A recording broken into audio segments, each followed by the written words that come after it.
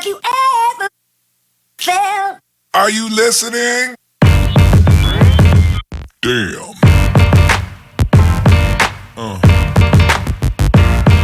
Yeah. Yeah. Yeah.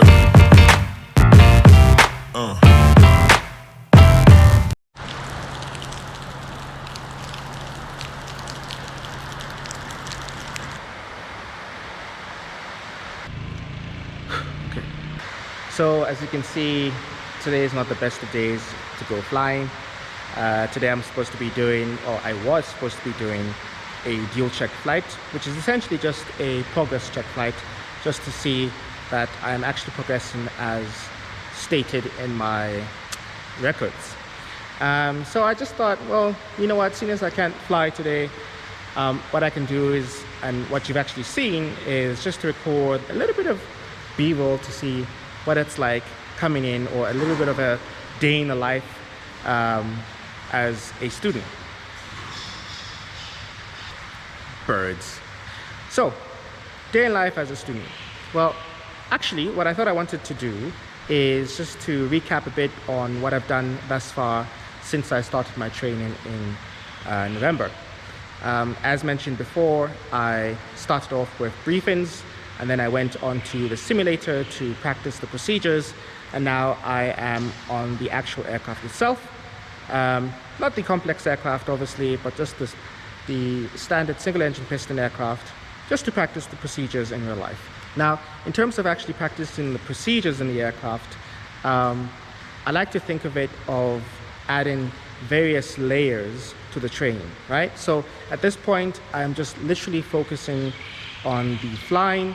I am focusing on the procedures, and I have not been doing any radio work except for one occasion, one radio call, and that's pretty much it. So I'm looking forward to adding those additional layers of tasks that I have to do, because obviously at each phase that I'm doing my training, there's a level of saturation, right? So I'm still learning, or I'm still putting into habit. So obviously, naturally, at this point, I'm still learning the muscle memory to fly the aircraft, to fly the procedures, so that I can have a bit more mental space to do the radio work, so that I can actually have a bit more mental space later on to practice faults in the aircraft. Faults as in faults on the instruments, right? So you've got layers of flying the plane, doing the instrument procedure, doing the radio work, and then faults, right? And of course, at a later point in time, I have to do all of that, but now on a complex aircraft, right? So that's an additional layer of actually learning to fly and getting used to the complex aircraft while you're doing those other layers in flight. But I'm just looking forward to the remainder of the training for next year. We're coming up to the last week of the school being open, so let's see how much I can get done. So in this video, I also thought, you know, I haven't actually properly gone through an entire VOR approach, or any of the instrument approaches that I've done in flight. And the main reason for that is the audio, the voice recorder, has not been working properly. I'd forgotten the voice recorder that I've been using all these past couple of months, so I had to get another one, a cheaper one, and it's really not working well. Whenever I start the aircraft, I think what happens is, or not even starting the aircraft, whenever you actually press to talk, I think the radio stack in the aircraft might overpower the voice recorder, right? So then it restarts, or sometimes it even just stops. And obviously, while I'm doing my training in the aircraft, I can't necessarily stop and say, hey, sorry, I just need to quickly check this. No, I need to be focused on the actual training for the flight. So I'm going to be getting that old voice recorder of mine, and I'm hoping that for next year's flights, at the very least, I can record the audio, which is so important because I haven't seen any audio recorders, or I haven't seen many audio recorders, audio recordings of Aya flying in South Africa. So I'm really looking forward to recording that and actually putting it on the channel. So for this one, what I think the best thing I can do is just to narrate one of the flights that I did, which is just doing the mist, the hold, or the entry procedure, and the hold, and the approach, and then a procedural approach, or procedural turn, overhead Delta Papa Victor at Von Dumont Airport. So I'll just narrate it, and then, I hope this is something that will just assist you in the future. And then for those of you who are more experienced, please do comment away. I do love to get some analysis on how one could improve their flying, if need be. So let's get into that.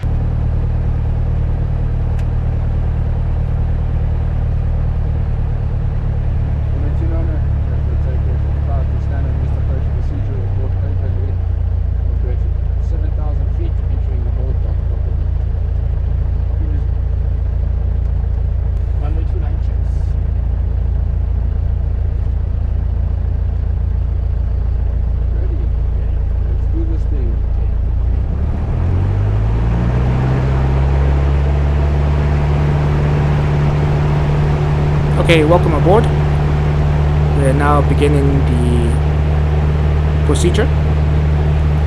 We are on our takeoff roll, waiting for our VR speed, our rotation speed of 65 miles per hour.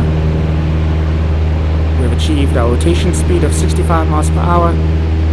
We're leveling out so that we can achieve our climb speed of 85 miles per hour. And at 85 miles per hour, we'll then initiate the climb. As we climb out, we'll be waiting for 4,400 feet, where we are now currently doing our after takeoff checks. Once we complete our after takeoff checks, we will then head onto intercept radio 284 and maintain that heading for 2.2 DME, where we will then turn right, complying with the missed approach procedure, climbing to 7,000 feet, heading towards Delta Papa Victor. I am now rotating the OBS to ensure that it's on the 284 radio from flag. We have reached 2.2 DME, so to speak, and now we're turning right, 15 degrees angular bank or standard rate turn, heading towards Delta Papa Victor. Now we are maintaining radio 104 degrees to the station,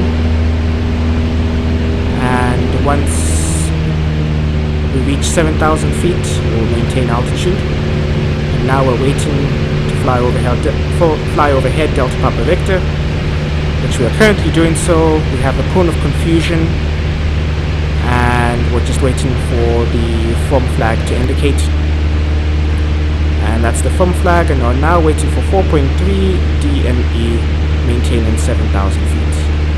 At 4.3 DME, instructor will make the call and inform that we are entering the hold. At the moment, we have some cloud ahead of us, so we requested to descend to 6,500 feet. Now we are currently at 4.3 DME, entering the hold, parallel entry from the direction that we're coming from. Starting the clock 1 minute. After 1 minute, we then turn left in the protected side of the hold, routing towards 4.3 DME. So you can see I'm twisting the OBS until the needle is centered, and we will now intercept radio 284 until we are at 4.3 DME, where we are starting the clock, and we'll begin our right-hand turn, entering the hold. We will then continue with this for 3 more times for wind correction and timing, and then on the 4th time we will begin our outbound leg up until 9.8 DME, which we will indicate very shortly. So here we are, we're at 9.8 DME. We're beginning our turn to the inbound leg, descending to 5,300 feet, which is the final approach fix. So we have now gone past the final approach fix of 4.3 DME, and we have now descended to the MDA which is 4,700 feet. You can see we have the field in sight, but in this simulated environment, we're going to declare mist. There's the instructor declaring mist, and we will go ahead with the mist approach procedure. And at 1.6 DME, we're going mist, adding power into the climb. Make sure we have the appropriate flaps, and then of course the after takeoff checks. Now we just do the mist approach procedure one more time, routing towards Delta Papa Victor. And now we're going to be doing the procedural turn. So we're going to maintain radio 104, start the clock at 4.3 DME.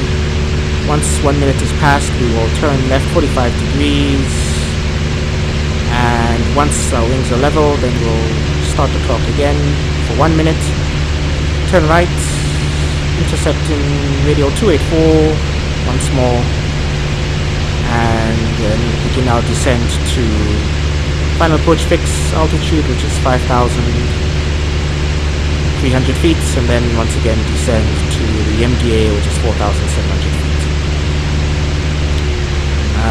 On this particular flight, on our return, runway 06 is in use, so you will see after we are overhead the mist approach point, which is 1.6 DME, we will then turn left downwind, right hand for runway 06.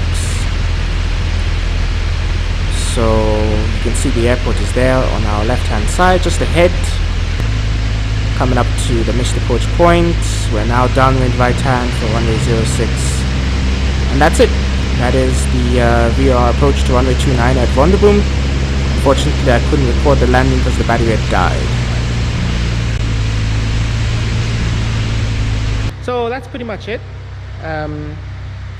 This past weekend, I met up with a friend of mine. I hadn't seen him for 3 years or so.